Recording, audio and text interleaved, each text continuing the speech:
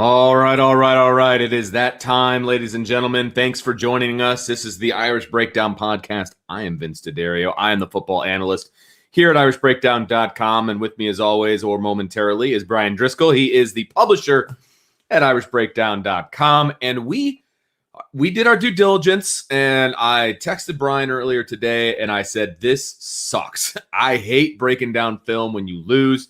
The last four, upon further reviews that we have done, we kind of started off the podcast by saying, look, when you win a game, it's easy to hammer the guys because you came off of a win, and it's easy to kind of go over things that you didn't do well because you won the game, right? And it's easier to watch film when you've won a game too, because you can be like, well, okay, we made some mistakes here, but we won the game, so it's not as big of a deal as it could have been, that kind of a thing.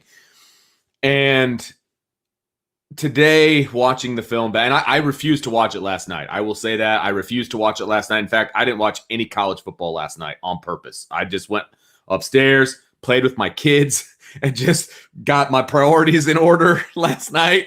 Got a little nervous when you first started saying that.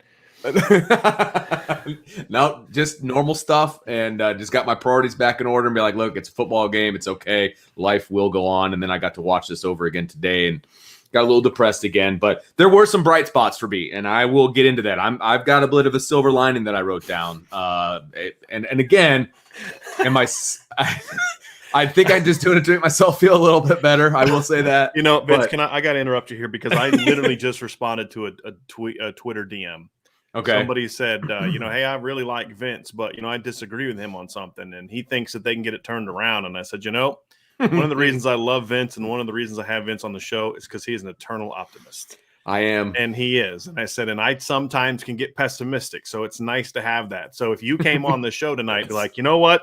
It's done. We're screwed. I'd be like, oh, no, we're in trouble. If Vince is turned, this is going to get ugly.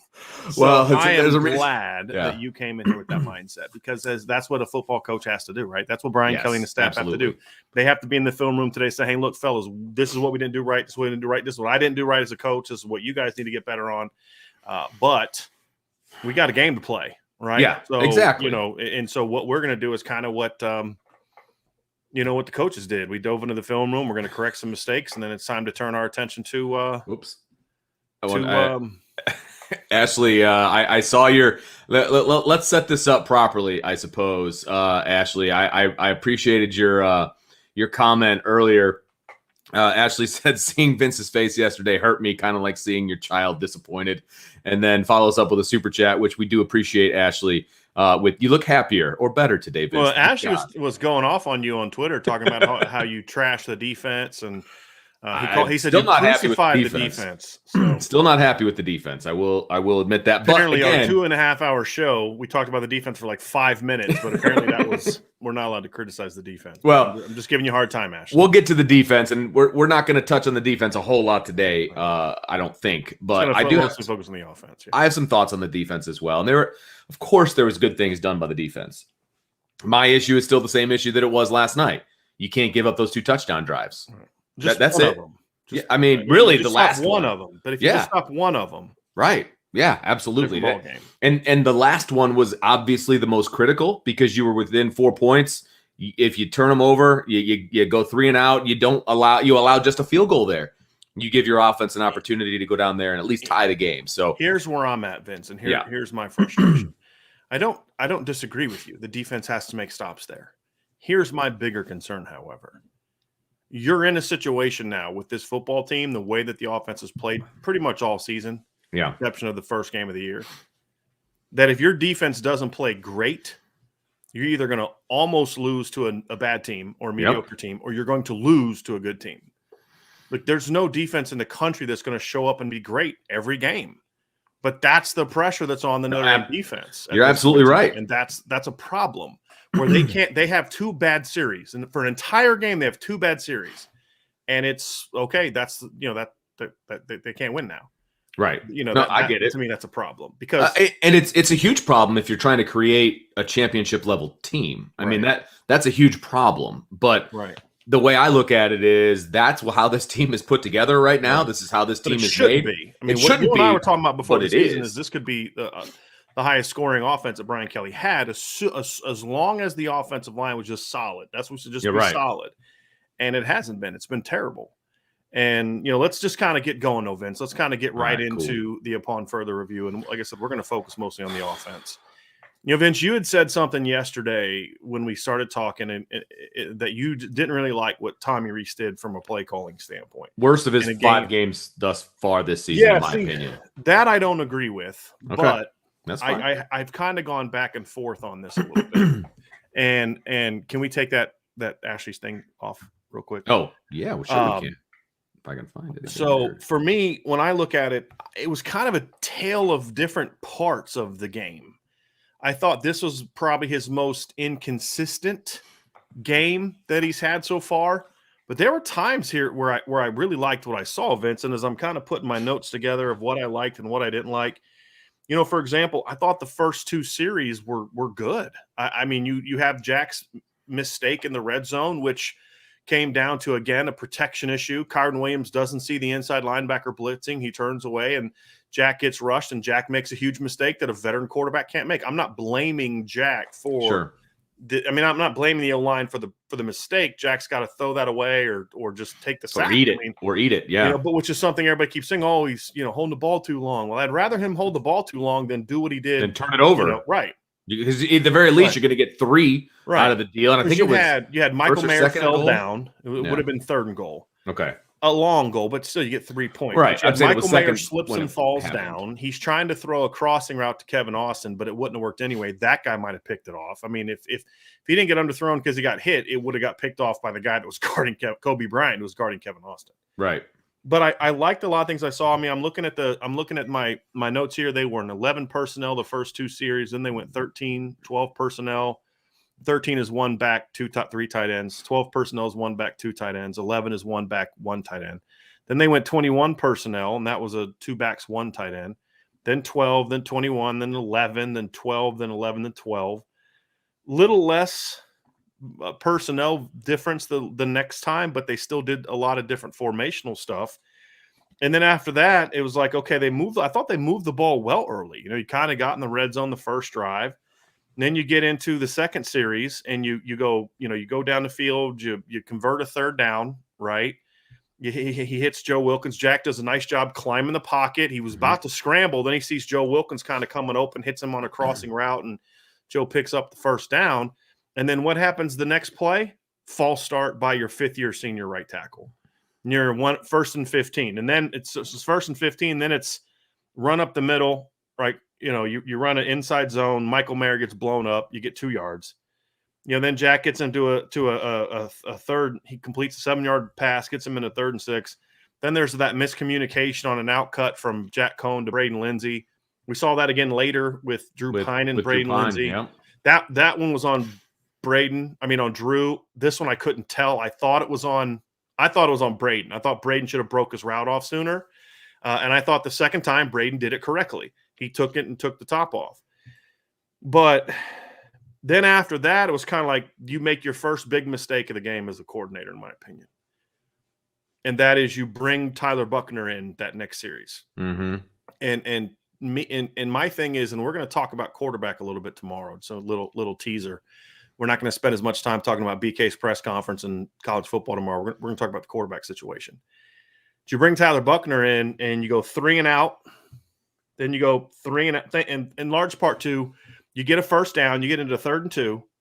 Then you get a 1st down on a run where basically Kyron Williams is making a play. But then you get a 3rd and you get a hold by Josh Lugg, puts you back 10 yards, and then you throw an incomplete pass. Then you come out the next series and you're 3 and out with an interception. And now, before Jack Cohn goes back on the field, Jack Cohn had played 2 series. That's it, 2 series. He goes out, it's 0-0. By the time he's back on the field, it's 10-0. Yeah, they're down 10-0. Yeah, you're right. You're right, because they got the interception, and then they score a touchdown, score a touchdown, and then they fumble on the kickoff and get the field goal. So yeah, you're right, 10-0, right. Just like that. Right. So then Jack comes out the next time. They move the ball, and then they get into a 1st and 10, 2nd and 10, 3rd and 13, and then it's punt. And then the next time he convert a 3rd and 11, and then you get down there again. He drops back and sack, and then it's just trying to force the run, There was way too much trying to force the run on first down. That's what I did not like at all. At this point in the season, you got to know you're not good at running the football. Right. You still got to run it a little bit, but not it's like they what were. We talked about yesterday, right? And we don't need to rehash it again. It's build your run game around your pass game. Correct. And to me, that's what we're just not seeing. They're trying to force feed the run game. Look, I don't understand what lining up in 13 personnel, one running back, 3 tight ends, 1 receiver, does for you against a team like Cincinnati. You can't run the ball. They know you can't run the ball. They're just crashing your line and blowing guys up. I mean, there's one particular play. They ran an inside zone, and I watched the play. 3 of the Notre Dame offensive linemen were 1.5 yards behind the line of scrimmage by the time the running back got tackled. The 4th guy who wasn't behind the line, because when he came off the ball, he hit somebody and fell down on his face past the line. That was it. Okay, that's who you are right now. Okay, you're not Harry Houston. It's like, the old Danny Ainge. Hey, Larry Bird ain't walking through. Harry Houston ain't walking through that door. Joe Moore's not walking through that door tomorrow. This is who you are, right? So either A, get up your coaches behind, or stop trying to game plan and force feed this offense on people. If you're in second 11 and you're in 13 personnel and you're trying to run a play action pass to Michael Mayer, hey, guess what? They're going to play Michael Mayer because they know you can't run the football, right? And there's just too much stuff like that. And I thought that some of that creativity we saw off the script was gone when it came down to it. But then you get out in the second half, Vince, and you have a couple really nice back-to-back drives. You have the series where I saw adjustments made going into the second half. I did. I saw adjustments made. Yeah. The second scoring drive, for example, we talked about it last night. They run the reverse, then they go 12 personnel. They motion and Michael Mayer outside. They hit him with a hitch route. I did not like the reverse to the boundary, though. I would have liked it better to the field. The one to or maybe it was the jet. The jet early to Chris. To Chris Tyree. Chris Tyree. Yes, it was to the boundary and to the tight end side. So you're already outlet. When you run a jet sweep to the tight end side into the boundary against Cincinnati, who does not go corners over, you're outnumbered you're outflanked. And so it wasn't a great design, but at least they tried it. Yeah. Didn't go back to it. They did it once. Exactly. It's like I feel like they did it to say, okay, I'll shut Driscoll up. Like we got a jet sweep to Chris Tyree. We're not going to run it again, but it's like it. And there was the concept we saw early in the game. I kind of drew it up a little bit, so I'm going to kind of go like old school ghetto here. But I got this concept right here, right? So this is the play we were talking about. So they went in motion here, right? They went in motion here. They had Kevin Austin out here, and he went in motion. And then so Ahmed Gardner squeezes down, and then Michael Mayer comes on this route, and he takes Ahmed Gardner. So now quarterback's got to read his linebacker. And they got Kyron Williams going on here we go. So everything's backwards. You got Kyron Williams going on a wheel route, and then you got Avery Davis coming on a crossing route right here, and you just got to read that linebacker. Well, the linebacker flows out with Kyron Williams, and you bang the cross. They did it later for a successfully again, where that time they ran it to Kevin Austin's side, and Kevin ran like a deep in cut, took Ahmed Gardner with him.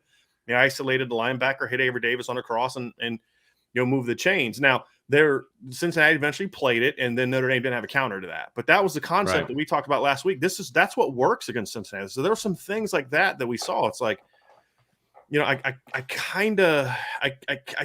saw an attempt. We saw more levels, more crossing routes. We saw stuff like that. But I loved the 4th and 10 call. They ran an inverted flood. We've talked a lot about flood, Vince. I'm like, this is my yellow board, right? So instead of white pad, we're going yellow board. Where's my pen, my marker? Because this doesn't work with a normal pen. There it is. Give me a second. Yeah, you got to go with the marker. Got to go with the marker. So they've been running a lot of flood concepts this year, right? And flood we've talked about is you're flooding a zone. So they've done stuff like this, right? This is called a flood concept, right? They're flooding a zone. Well, what they did yesterday that I really liked is because on a 4th and 10, they ran a concept that I like, and we basically called it an inverted flood, but other people call it differently. But it's essentially the same concept, but you're reversing responsibility. So if you remember on the first flood, the number 3 guy, the inside guy, had the short route. Number 2 ran the outcut. Well, what they did was they ran this concept here. And so by doing that, what they were able to do is they were able to get that nickel out, and they were able to isolate Michael Mayer on that linebacker like that, right? Well, on 4th and 10, that's a great play design because you're now isoing your best player against the linebacker. Michael ran a great route. Jack threw a great ball in between 2 guys. I mean, just great ball, great catch. Well, yeah, and he was able to step into the pocket. I mean, he was back there. He was calm. He was calm. He didn't have the happy feet. He wasn't trying to get out of there. He was able to step into that throw. And again, I know we're banging the offensive line, deservedly so, but even when Jack had some good pockets, he was trying to bail out of there a little bit because he's still shell-shocked, okay? And I thought yesterday he was better in that regards, though. He was. But when he's in the pocket and he's able to stay in the pocket and step into his throws, he's fantastic. If he had a decent offensive line, none of this conversation. They never went 3 and out with Jack Cohn. Jack Cohn only played really 4 series in the game. Yeah. I don't count the last series at the end of the half where they just ran 3 plays in the end of the half. Yeah. He played only 4 series. They got a first down on every series that he played. They had almost half the first downs from the game were with Jack Cohn in the game. And we saw, then again, I think it sputtered. And then we saw the same thing kind of happen in the second half. Drew Pine comes in the game, and I think it was their first series. I'm going to have to pull up the play-by-play, but I thought it was the first series, Vince, where they kind of got to move. Drew throws a 15-yard pass. He completes a 15-yard pass. Then he completes a 17-yard pass on that play, and then they bring in Tyler Buchner. And they wasted the first down, and then he's in there for 2nd and 10 and 3rd, and then they're punting because of that. Right. And it was, it was a wasted first down. And so for me, go ahead. As I say, I did not like overall how they used Tyler Buchner yesterday. Right. Those were some of the issues that I had. Yes, agreed. And that's part of the game plan. And that's coming from 2 guys who want to use Tyler Buchner. But you and I had always said that I felt the primary reason to use Tyler Buchner was more of like a red zone, short yardage early on. Develop your package, then expand. They just expanded. And I guess part of my frustration with the whole go from Jack Cohn to Drew Pine or is the same things that people are saying about Drew Pine now. The offense just moves better with him. The line run blocks better with him. That was the same crap we heard when Tyler Buchner first got in against Toledo. Mm-hmm. But now there's film on Tyler Buchner, and teams know what they're going to do, and he's been ineffective the last 2 games that he's played in.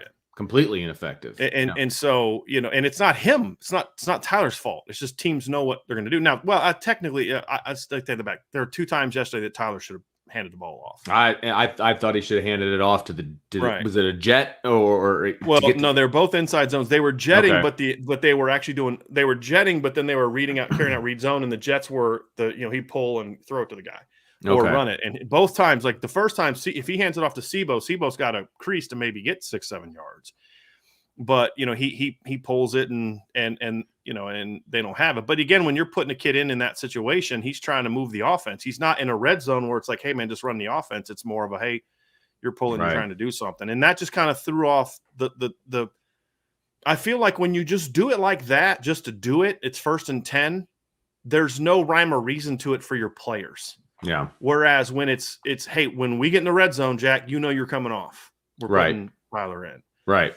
And I just feel like they haven't used that correctly.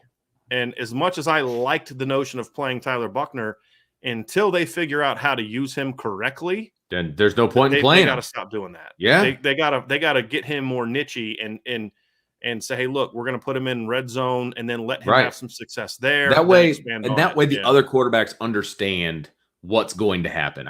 Whether it's Cohn, whether it's Pine, whether who I don't care who it is. Right. They understand. Okay. Oh, I'm down. I'm coming out. All right. Let's go. Hey, Tyler, let's go, buddy. Because the same thing that has happened to Jack Cohn. And the reason I'm bringing this up is the same thing that has happened to Jack Cohn is going to happen to Drew Pine if they make that switch. If he's the starter. Right. Yeah. This isn't a Jack Cohn problem per se. So anyway, those are some things I thought early I liked what they did. I just don't think they were able to once Cincinnati adjusted, they didn't have a lot of countermeasures, in my opinion. And they got to figure out a way to get the ball. When they throw quick game to the perimeter, it's effective. That was a mistake Jack made a couple times too, is that the first time they lined up with that spread and ran the ball up the middle and ran the RPOs, they gashed them. The next time they did that, they had 7 guys near the box. Jack has to pull that ball and throw it outside on the look screen, and he didn't do it. That's on him. So there was mistakes he made too. We talked about the double screen, and he ran the wrong side. There was a lot of those mistakes made by all quarterbacks, because I want to talk about the quarterbacks next, Vince. I don't think any of the quarterbacks played well necessarily in that game yesterday. And I think the reason that people perceive Drew to have played better is he threw a touchdown pass, which was, I felt, kind of woefully underthrown. but he gave the guy a chance. That's all I asked for. That's not a criticism of Drew, but he's got to put that ball a little bit more outside, if we're being honest. But the only difference in those two is Drew threw a touchdown in a situation, and Tyler or Jack threw the interception. But I mean, Drew Pine went 9 of 22. You know, they had 3 and outs. They had the ball at the end of the game with a chance to go score it, and he couldn't get it done. He had some mistakes. He's trying to throw 100 miles an hour on crossing routes. You know, he's not reading things out correctly. You know, he's got to hit Deion Colsey on a play on the it was a 3rd and 10 play where he's just kind of locked in on a guy. He's got Deion Colsey, I think it was, running a little quick hitch route. He's got to get that ball out, and so all the quarterbacks to me none of the quarterbacks played well yesterday. The guy I fault the least is Tyler, because why are you asking Tyler Buckner to drop back and throw on 3rd and 12 and 3rd and 7? That's a you problem, not a Tyler Buckner problem. Yeah, I hate that so much. So the quarterback play just wasn't good enough yesterday, no matter who was in the game. And the first touchdown of the game, Tyler Buckner, that we talked about, them having to punt on that first drive, and they're moving the ball, and they put Tyler Buckner in the game, and they go for it. Oh, they didn't punt that series, Vince. That was the 4th down, and I hated the 4th down call. Tyler, the 4 verts. Yeah, Drew made a bad read on 3rd down, in my opinion, and it was a bad call on 4th down, and Drew. I think part of the reason, so I actually listened to the broadcast today when I was breaking it down, and I'm like, now I know why everybody thinks that there's this huge gap in quarterback play, because Drew Brees was loving himself some Drew Pine. Drew Pine was coming off the bench looking like, Brady Quinn or something like that. That's not – I hate how I sounded just now, because I'm not banging on Drew. I love Drew. There hasn't been a bigger Drew Pine supporter before he got in and started playing well than me. But it's just – we're setting him up to fail, in my opinion, because there are so many other problems that aren't Jack Cohn related. Okay. And so now I understand why people think, because he's like, he's talking about, if he throws this ball here, he's got to read, the 4th down. He's got to read. If he throws that ball over top to Braden Lindsey, there's a safety sitting right on top that picks that ball off. That was not the read. The read should have been down low to the option route to Michael Mayer, which is a route that Jack had thrown earlier. And then, Drew had some good moments too. He had a great 3rd down throw to Mayer. It was a little high, but that's okay. Give the guy a chance to make the play. Absolutely. And because Jack had a high throw on 3rd down, and Braden Lindsey made a great catch on. Just get the ball out there, give your guys a chance. And on those plays, they made those catches. Right. He had a really nice 3rd down throw to Lorenzo Styles, and great job by Styles to come back to the ball, because that guy there was a defender in between him and the football, and Drew throws it out. Lorenzo steps to the ball, and I thought he played well when he got in. And I will say, I like the fact that both freshman receivers were in on that drive too. Yeah, well, they had to. Yeah, I like Wilkins was hurt. They didn't have anybody else, and everyone else is transferred. Well, no, but not having the starters in. I like that, because Drew clearly has a relationship with those guys. I didn't think about that. That's a good point. That's a good point, because he's probably gotten more reps with those guys than the other guys. I didn't really think about that, Vince. Explain what you mean. Explain why. Because he's been running with the 2s, right? Pretty much all season, really, right? So fall camp, etc. And those guys have been running with the 2s as well. Mm-hmm. So he's got a relationship with those guys. He understands what their breaks are like. You talk about wide receiver, quarterback. they got to know each other. Well, he knows Styles and Colsey. Those are his dudes, because they've been on his second team all along. So it wasn't just like a one play to make sure that the starters get a breather because they just ran deep, right? They were in there on consecutive plays, which I liked. And I don't know if they thought about it like I just did. And maybe it was a coincidence. I would like to give them credit for that. I think that makes – otherwise, why do it? That's against what they normally do. Absolutely. So I like normally when they bring a freshman in, it's to give the guy a breather, and then as soon as he gets the breather, they put the other guy back in. So I would like to think so would that there was. I'm going to give them credit where credit's due. Sure. 3rd and 8. They're calling a pass play on 3rd and 8. And they left both of the freshmen in the game. I don't think they would have done that if they weren't saying, look, if there wasn't some thought to this is who we've seen some good things from this connection, from these guys. So I liked it.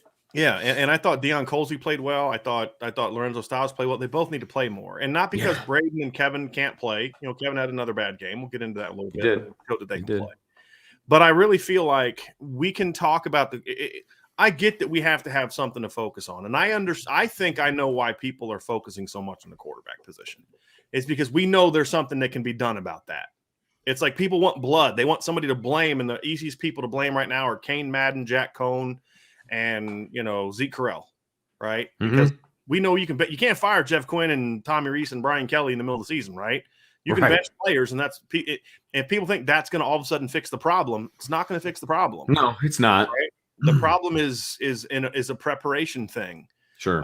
And as we saw yesterday, when Drew Pine had to play a little bit more, that the offense still had its issues, right? And I'm not saying he doesn't need to get benched. And I saw somebody say, "Well, Jack Cohn's a 50."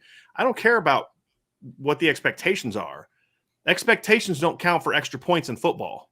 No. Right? What counts is, can you make the play or not? And right now, none of the quarterbacks are making enough plays. And now that there's more film on Drew Pine, we saw Drew Pine less effective when he wasn't coming into a game, and Drew still did some good things in this game. And I think we'll talk tomorrow, but I think there is a case to a strong argument to make about who to start a quarterback. I don't think it's a no-brainer that it should be Jack. I don't either. No, I don't either. But I definitely, one thing I know you can't do, whether you start Jack or Drew, is keep doing what you're doing where there's the uncertainty of, oh, gee, am I coming off now? There needs to be, you need to know, I'm in the game until we get in the red zone, or until we get in, 2nd and 2 or 3rd and 2. I got to know I'm in the game. And that's true of Jack. That's true of Drew. And that needs to be true of Tyler too, that, hey, I'm not going in until we get into the red zone. Then I got to be ready for my package to be called. Exactly. And then he'll know what's going to be called too. Exactly. Because, because look, play calls are different when you're between the 20s and when you're inside the 20. They're just different. Right. And you can't, there's plays that will not work between the 20s that work when you're inside the 20.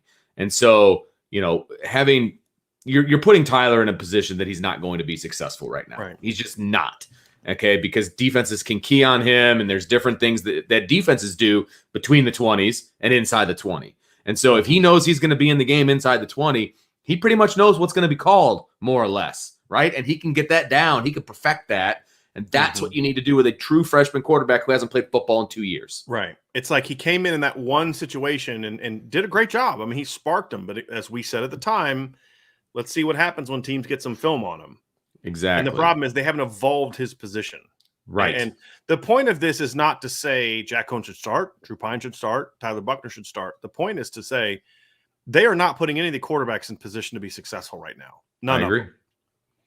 And 9 for 22 is not going to win you a bunch of games moving forward. And again, I'm not putting that on Drew. But if you think – I'm trying to tamp down the expectations that Drew's going to come in and all of a sudden the offense is going to look like what we thought it was going to be in the preseason. I wish I had a nickel for every post I saw today about how if Kelly puts Pine in earlier, they win the game. And, that's just – people see what they want to see. If the defense keeps forcing turnovers to give them the ball at the 38-yard line, they might have been able to come back and win the game. Right. But again, if you break the game down in an objective manner, which is we did today, you're going to realize the offense had the same problems both times, with the exception of one play. And that's where right now, that's the difference between Jack and Drew. Is Drew's not turning the ball over on throws. Now, again, he got hit from behind and turned the ball over, but look, that I didn't blame Jack when that happened to him. I don't blame Drew when it happened to him. I blame the protection in the left tackle. Right. So that's why I say he's not turning the ball over when he's throwing the ball. That's the difference right now. And a fifth-year senior can't turn the ball over in that situation. You just can't. No quarterback can, but you especially can't have that when a fifth-year senior does it. But if you break the game down, that's the only difference between the two. Is that play? The offense still. This team is not a quarterback away from being special. That's I think that's the overarching thing that I want to get out there. It's not the quarterback situation that is holding this team back. Because I still believe they can win with all three of these guys if used correctly. I still believe that. Right. But our point is, it is not that Drew can't do it. It's that Drew's going to have the same problem that Jack had, because he's not like.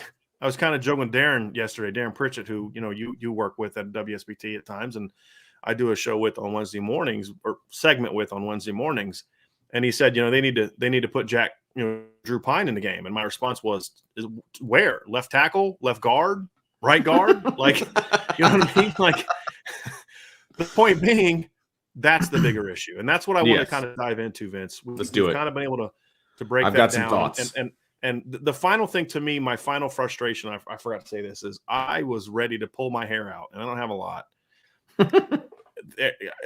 I love that they went 21 personnel so much, but it's like there was one particular third down play. I think Drew was in the game at the time. They ran third down, and they had both backs in the game. They both pass blocked. You had 7 guys trying to block 4. That happened more than once. once. With the quarterback, and you've got 7 guys dropping into coverage. And shocker, Drew doesn't have anywhere to go with football. Right. Because you've got 7 covering 3. 3. Right. And it's like, okay. Again, that's what I'm saying. That's not a Drew Pine problem. Right. Right. So until you don't feel like you have to use your 2 stud running backs to pass block for you, I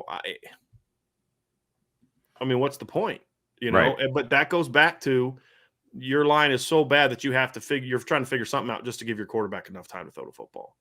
So let's get into the offensive line, and we have a super chat from Garth Cassidy. Garth, thank you very much for that. Garth says, "Can we just have our O line be Alt, Kristofic, Patterson, Spindler, and Lugg?" I mean, when Tosh Baker's hurt, I don't.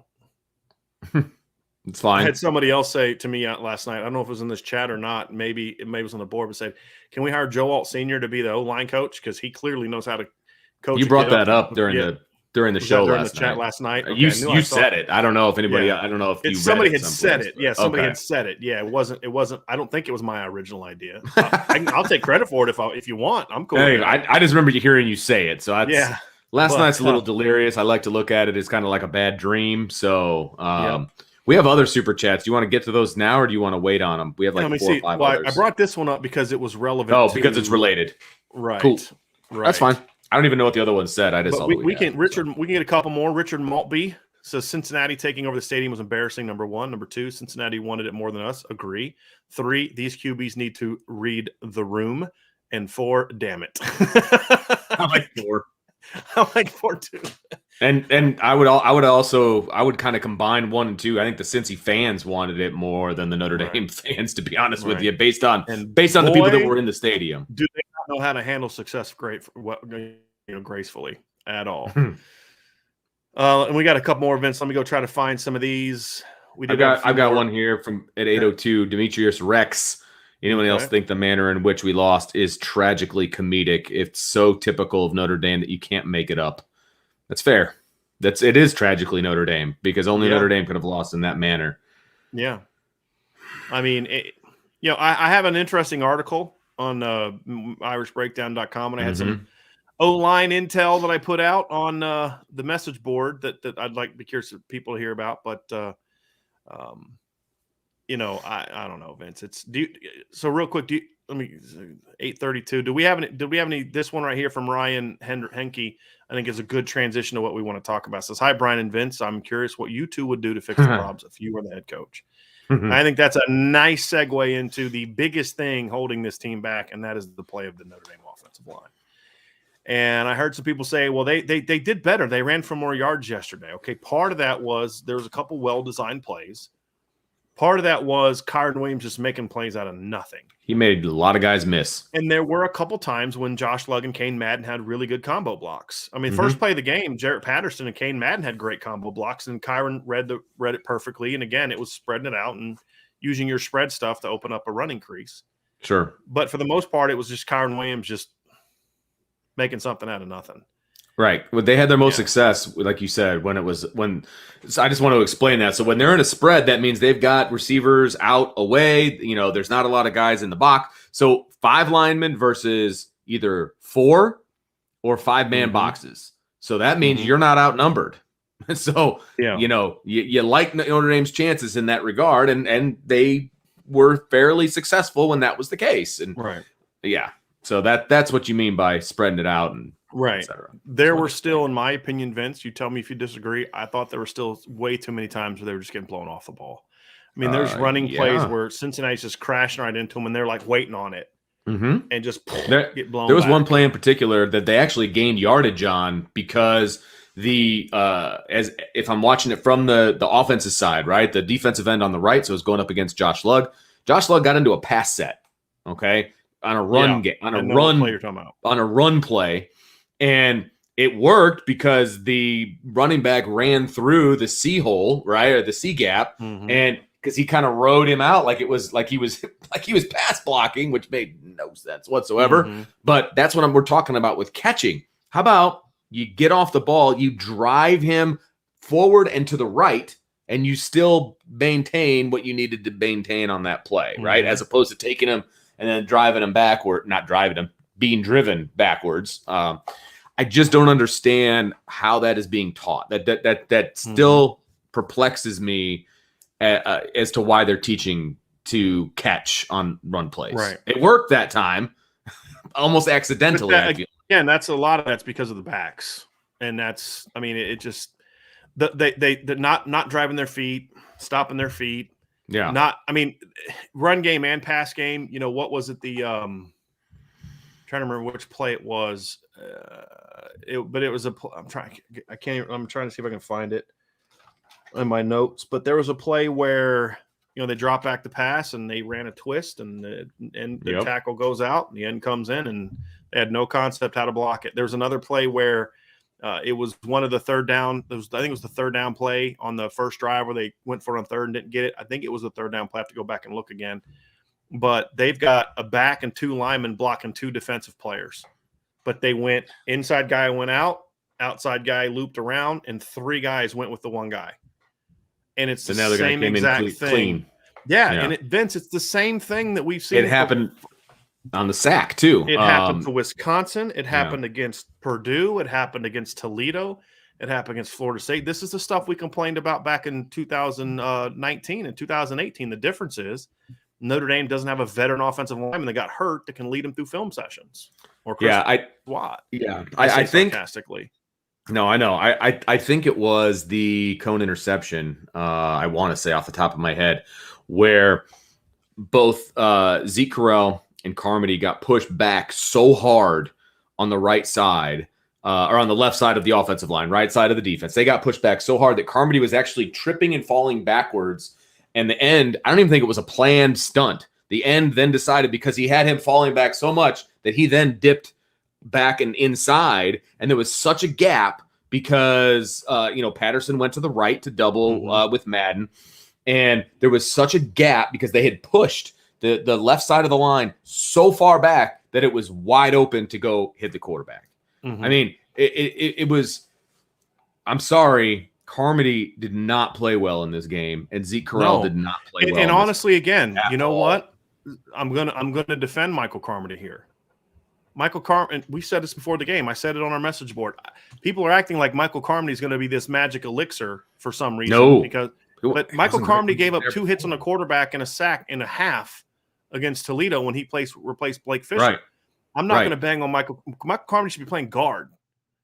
And this staff's insistence on when a guy goes down, we're just going to plug in the next guy instead of being willing. When a guy goes down with an injury, is going to miss a game or two, you plug in the next guy.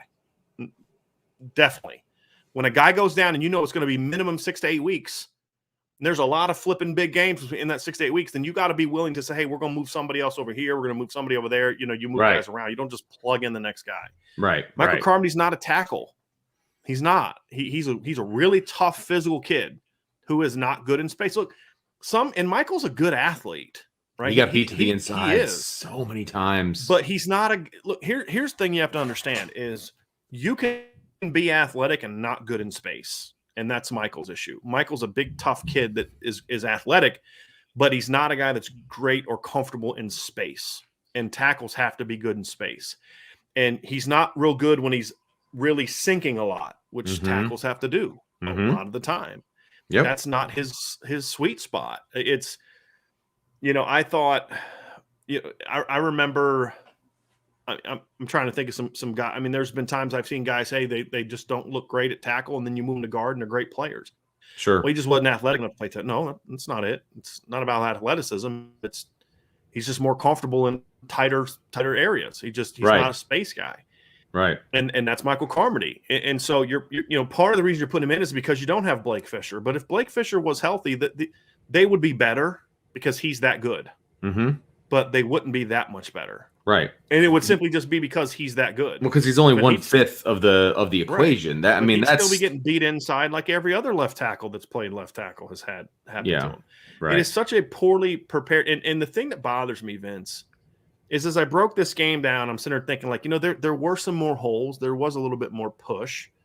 Maybe they did better. And then you break it down play by play, and you're like, nope, not any better. They had some good calls, but the technique was just the only time they had success is when they could just kind of come off the ball and they had numbers and they could just double team. Sure. With Kane. A lot of those with Kane Madden, but as soon as he has to move, it's ball game. Right. And they had one pass protection where he pulled to the left. And they used to do that a lot back when they had really good guards. That's the kind of pass protection that they would have. They would kind of slide everybody to the right, and then the right guard would come over to the left and kick out that end, which I don't necessarily – and he actually did it, which was amazing. He actually found the end. He got a piece of them, and it was actually okay. But when he's comboing and he has to come off and go to a linebacker, it's not good. It's just not good. And I will say I thought there were more clean pockets today than there has been in the past, but the fundamentals are horrible. The fundamentals are terrible. Zeke Correll looks like they put him on skates because he pops up, he gets high in his stance, and he just gets driven back all the time. All the time. And these defensive tackles have just started bull rushing him because they realize that that's how they're going to be able to get in the backfield. And he's just getting overpowered over and over time and over. Yes, 100%. And so, Vince, are you telling me? So one of two things is happening, Vince, right? One is you're allowing that to happen, right? Because you're either teaching it, and this is we've used before. You're either teaching it or you're allowing it. That's coaching right there, right? You're either teaching or you're allowing it. So either A, they're teaching it, which would be horrible, or B, they're not teaching it, but they continue to allow it to happen without fixing it. Right. And the whole thing about being 6'2.5", 6'3" is you have to use your leverage to your advantage. You cannot play high when you're 6'3". Be the low man. Notre Dame has a 6'2" and a 6'3" guard, and they lose the leverage battle consistently. Yes, absolutely correct. The guys that are taller and longer than they are. Yeah. That's technique. Yep. And I've heard people say, well, they don't have talent at guard. Okay, let's grant that premise for a second, right? Just for argument's sake. Let's assume that they lack athleticism and talent at guard. I'll give you that for argument's sake. That doesn't change the fact that their technique is poor. That has nothing to do with whether or not Zeke Correll knows how to bend.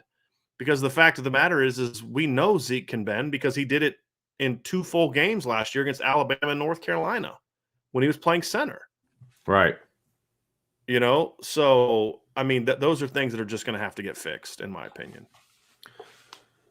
Yeah, and I will, and I want to talk a little bit about Jarrett Patterson as well. I thought that he was probably the most consistent of the offensive linemen, and he has been all year. I mean, he's been the most consistent, but I will also say that yesterday I just felt like he did not have his best game. I thought that, again, he made the most plays of the offensive linemen, which, again, it's not setting the bar terribly high, but I thought that he was the most inconsistent for him yesterday that he's been all season. I'm talking about Jarrett Patterson, Brian. I saw a lot of mistakes from Jarrett yesterday. I saw a lot of him kind of reaching and not getting to where he needed to get to. I saw a lot of him getting twisted around. Again, I think he made the most plays, but I don't think that he was as consistent as he normally is. What did you think about Jarrett? I agree. I saw the same thing. I just think a lot of it has to do with kind of what we talked about with Drew White last year. Yeah. When you're so concerned about what's happening next to you. That's fair. And there were times where he got beat, but I don't think it was him.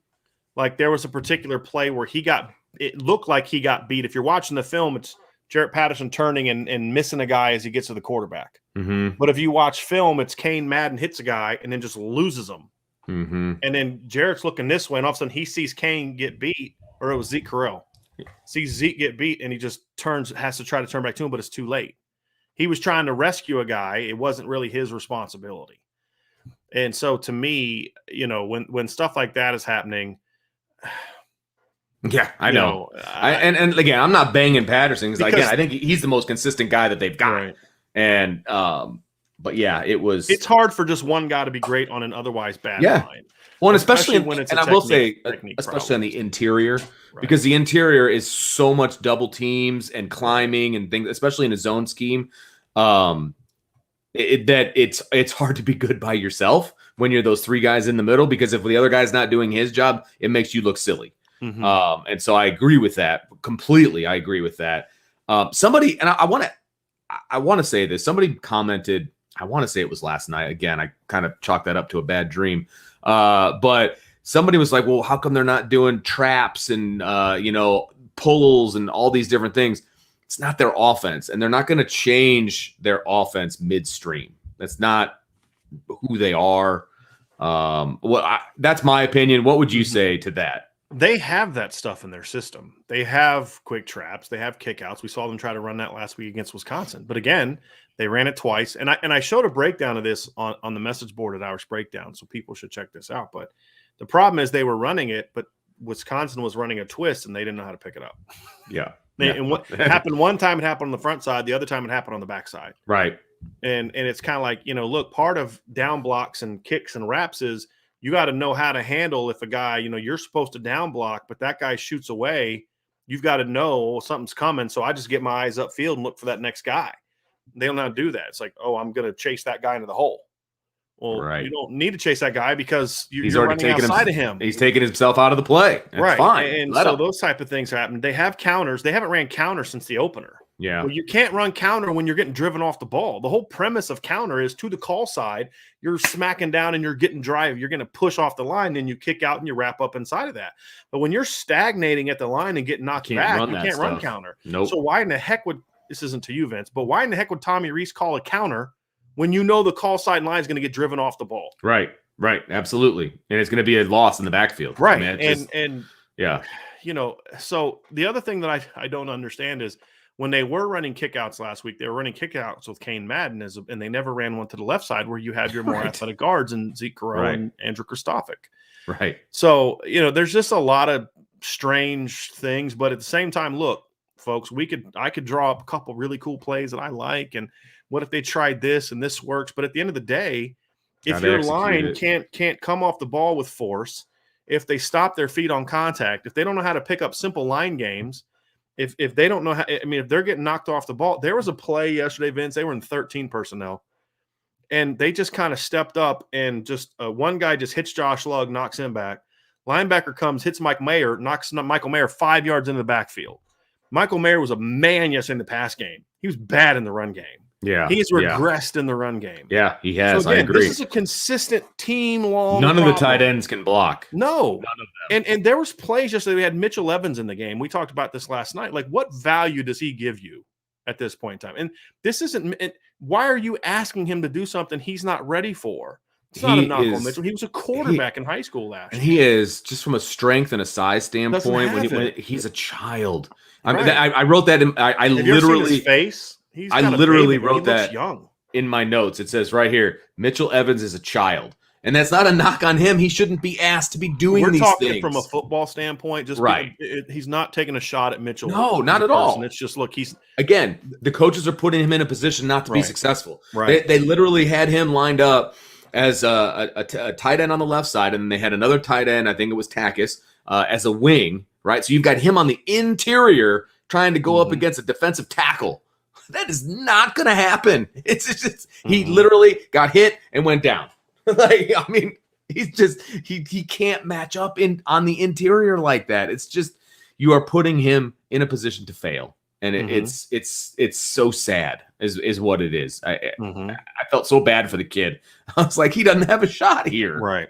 Right. And so when that's happening, when your left guard is just consistently getting driven into the backfield, when your right guard consistently hits and stops his feet, when your right tackle, who's your veteran, your 9-game starter coming into the year, he's now got 4. Look, Notre Dame center, right guard, and right tackle have over 60 combined career starts. Right. And they're playing like a bunch of guys who are freshmen. I mean, they're not young. They're not. And left tackle, young. Right. Everybody else, not so much. Right. But if the other 4 not young guys were doing their job, but here's the thing: even if the left guard and left, even if we wanted to accept the premise that hey, Zeke Correll's a redshirt sophomore, has only got 2 career starts, like what do you expect the guy to look like? Okay, fine. Why can't they do anything on the right side though? Right. Because yesterday they were having just as many problems on the right side as they were the left side. I mean, Absolutely. just like the hold from Josh, like your right tackle's getting a 5-yard penalty that just killed the drive. Yeah. You know, you got Buckner in the game. You run a 3rd and 2. You get blown up, but at least Kyron bounces it outside, gets 9 yards, and Josh Love just commits one of the most like unsound holds ever, like just obvious hold. You know, and it's just like that's your veterans. It's happening across the board. It's and when that's happening, there's no place to dial up, folks. There isn't. Right. There's no quarterback that's going to show. I mean, yeah, there is. There's a guy playing in Baltimore who I think could probably be successful behind this line. Right. But I don't think he's got any eligibility left. No. And if he did, he's not coming to Notre Dame. Yeah. There's a guy in Kansas City that could do that, I think. Right. But look, I'm just trying to prepare you because if people think that Drew Pine's going to go in there, maybe he has a game like, Jack Cohn had against Florida State. But the more as teams get more film on him, if the line doesn't improve, it won't matter who they put at quarterback. Agree. That's the whole point. And it's not a quarterback problem. Right. Notre Dame does not have a quarterback problem. They have an offensive line problem overall. Yeah, their quarterbacks didn't play well. Right. But that's not what's losing them games.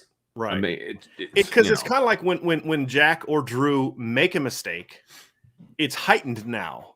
Because you can so unafford to have an incompletion. It's like an incompletion on 1st, 2nd down now is like a death nail because you're not going to you're not going to have time the next play. I mean, I'm watching plays yesterday where it's like Cincinnati's bringing 3-4 guys against 6 and 7, and they're getting a push. Yeah. And then the times that the offensive line was giving them time, it was 6 on 4, 7 on 3, 7 on 4, 7 on 5. But because they had to leave 7 guys in the field in the game, they were still outnumbered down the field, and there wasn't anybody to throw the ball to. Right. It's just a problem that to me, I don't know how fixable it is, because in theory it's fixable. You can improve next week, and then you get the bye week, and you're kind of good to go because it's really basic football 101 stuff. Sure. And we saw them eventually fix it in 2019. They got better the last 5-6 games, but as the intel pointed out that I put out on my message board today, a lot of that had to do with the fact that Robert Hainsey got hurt and he took over film prep with the offensive line. Mm-hmm. Same thing happened in 2018 when Alex Bars got hurt. You don't have that guy right now. Nope. So the only guy that could be that is Jarrett Patterson, and God forbid Jarrett Patterson get hurt right now. I mean, so it was a very frustrating. It was a very frustrating game replay, Vince, because honestly, I felt like this show could have been 5 minutes long. Hey, so everything we talked about last week and the week before that and the week before that with the offensive line still happening. Everybody have a good night.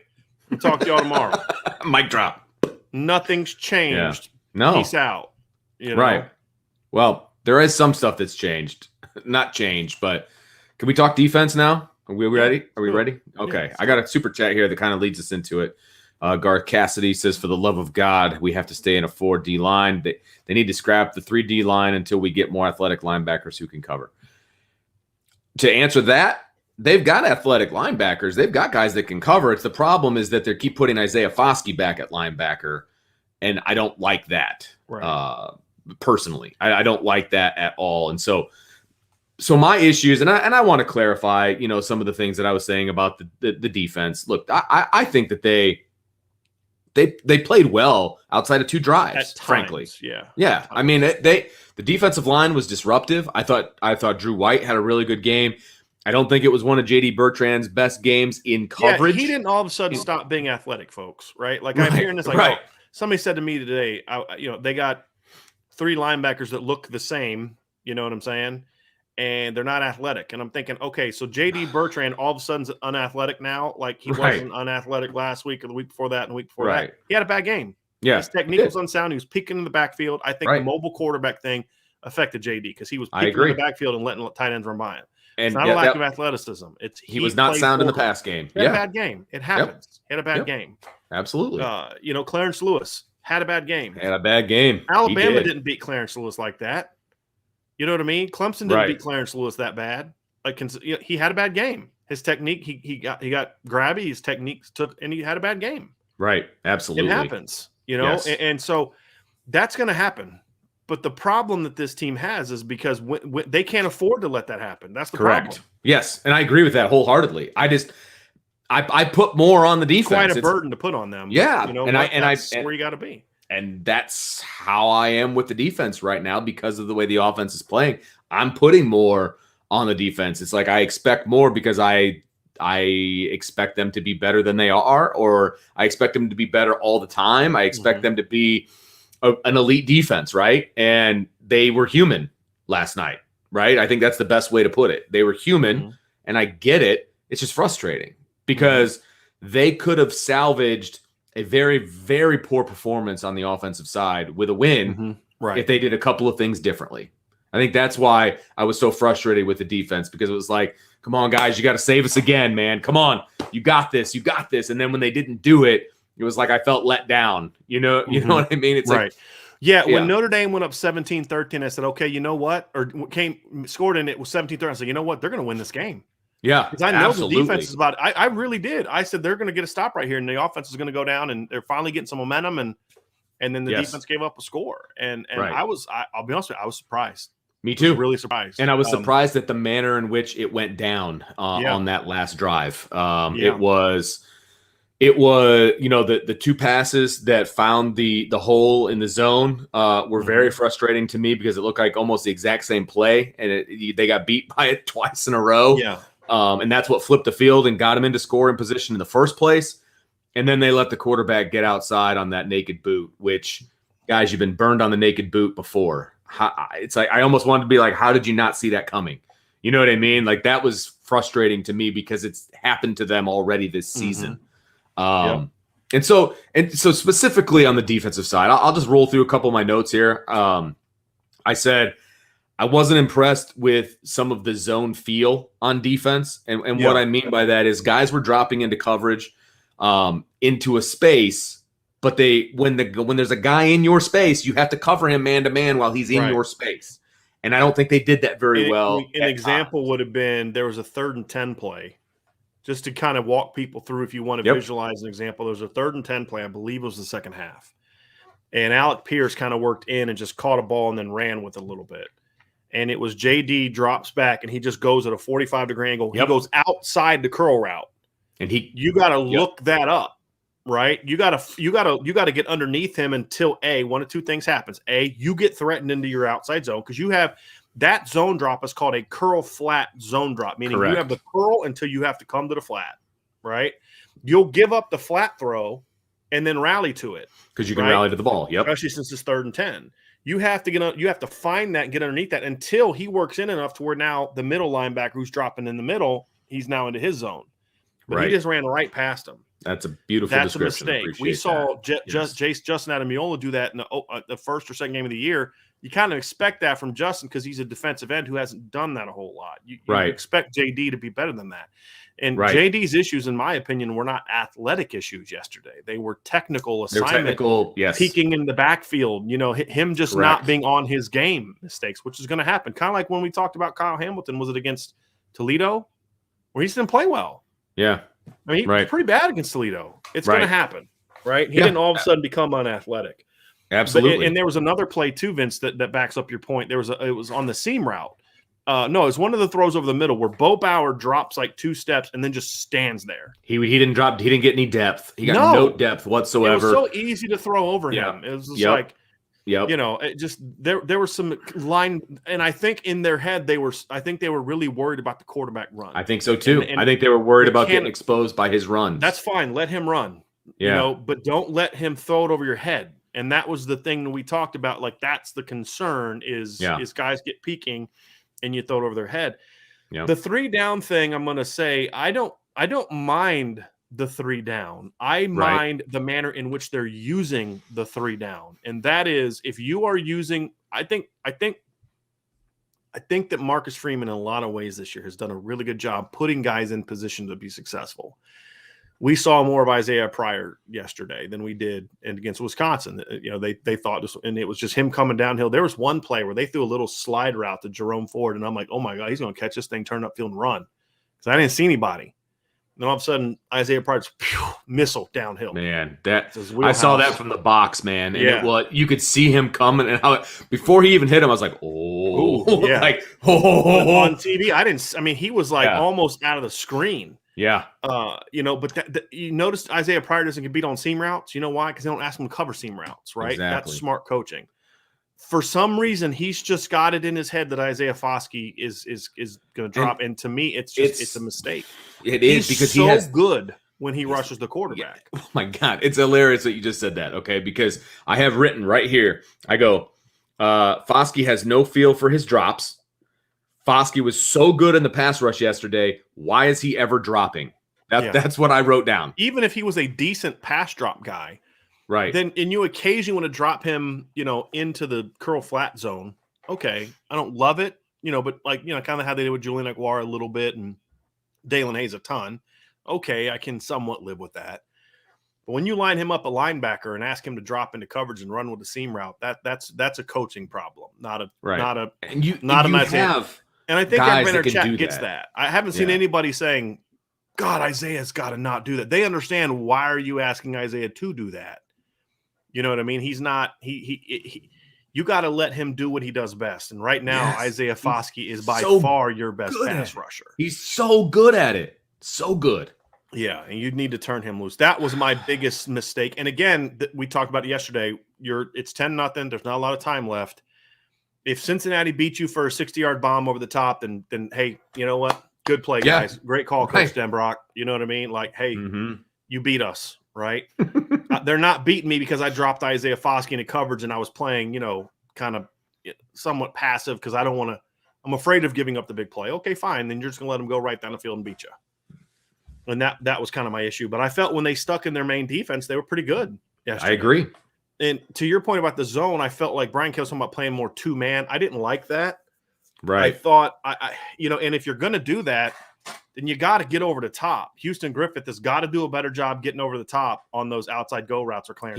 He was late getting over there every a couple time. Times. Yeah, he was late. And, he was there, but he was late. Part of it is because they were beating him with the seams. Yeah. Like if you're a cover two safety, you're kind of in this catch-22, like, okay, I got this seam route coming at me, and then I got this thing coming at me, and it just he was late reacting and getting over top on stuff. That was also a problem. But there were just some guys that didn't have good. Clarence Lewis didn't have a good game yesterday. Agreed. JD Bertrand did not have a good game yesterday. But we've seen enough. It's different than offensive line, because with the offensive line, we're seeing this happen game after game after game after game. Right. Clarence has now had 2 bad games in a row. I thought he played good football the first 2 games. First 3 games, for the most part. Had a couple grabby INTs and PIs in the end zone, but I thought Clarence played well. Now he's got to get back in the lab and look at the film and say, okay, why am I getting beat here? What am I doing? Am I getting too aggressive? Is my transition not correctly? When I'm turning my hips, am I not gaining depth? Which is actually the problem. He transitions in the same spot. If you go back and watch, when he opens and runs, he just kind of inverts his feet and doesn't actually open, turn, and run. It's a technique problem that I've seen him do correctly. I don't know why he's all of a sudden getting in the funk. Right. But football players are sometimes like pitchers and hitters in baseball. Sometimes guys get in ruts. You know what I mean? But he's got to fix it, because a rut in football is going to result in you giving up, you getting smoked by Alec Pierce all game. Yeah, he had a bad game. There's no other way to describe it. His technique was not good. His recognition was not good. He got burned on, I want to say it was the 3rd down play. It was trips. He had the inside guy. He just made one move to the inside, then hit outside. It was wide open because he bit so hard on that inside step. It just had a bad day. Because we've seen him have good days, right? Again, we haven't seen the offensive line have any good days yet, so we're going to keep banging those guys. Yeah. We're a little easier on some of these defensive guys because we've seen them do it. I've seen JD do well in pass drops, okay? I've seen Clarence Lewis have good games. I haven't seen Foskey do a great job at linebacker, but that's a different conversation. Right. Well, except when he crashes. Like, that's when if you want to use him that way. move him around. Like, I think that would actually be something thought we'd see more of that we haven't seen, is him moving around and like lining up over to guard. I think of that pressure that they had last year against Clemson in overtime, where they actually put Ogundeji to the outside and put Dalen Hayes inside over the guard, and Dalen just smoked that guard on 3rd and long, or was a 4th down? 3rd and long. It was 3rd down. Ogundeji had just had the sack to play before. Then Dalen came back the next play and sacked him to make it 4th and long. But he beat a guard. You know, I wouldn't mind seeing stuff like that where you move him around that way or let him just crash or things like that. But, you know, putting him there and then having him do anything except attack downhill, to me, is a mistake. And as we can say, hey, I love what Marcus Freeman's done, and still be able to look. I thought Clark Lee was a great coach. There were times I didn't like what he did. And this is one of those times with Marcus Freeman where he's got to get over this. He's got, look, we can't do that with him. Eventually you're going to get there. Okay. So you recruit guys that can do that. That's fine. But that's not Isaiah Foskey. And right. Exactly. You need to use him for what he's good at. I mean, that's the bottom line. But yeah. So, I mean, but again, here's the difference. I have faith that the defense is going to get better.